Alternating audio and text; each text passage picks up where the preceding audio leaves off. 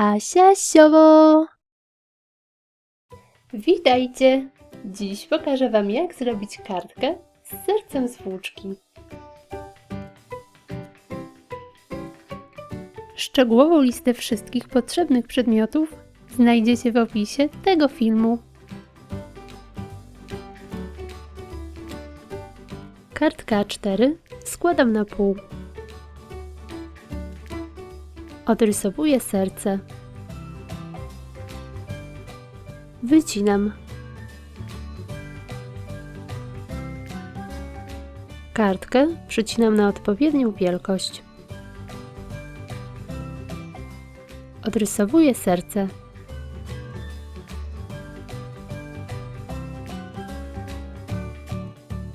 Na serce nakładam klej i przyklejam włóczkę tak, by wystawała poza serce.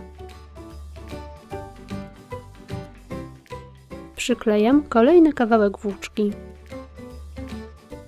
Tak wyklejam całe serce.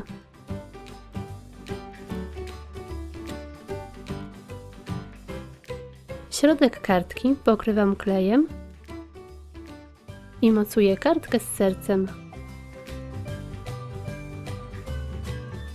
Na pasku papieru robię napis i przyklejam do kartki.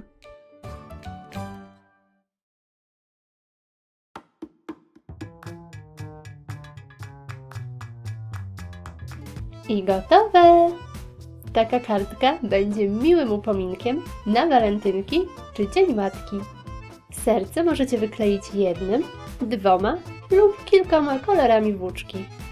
Zapraszam Was serdecznie na mojego Facebooka i Instagrama. Pozdrawiam! Pa, pa!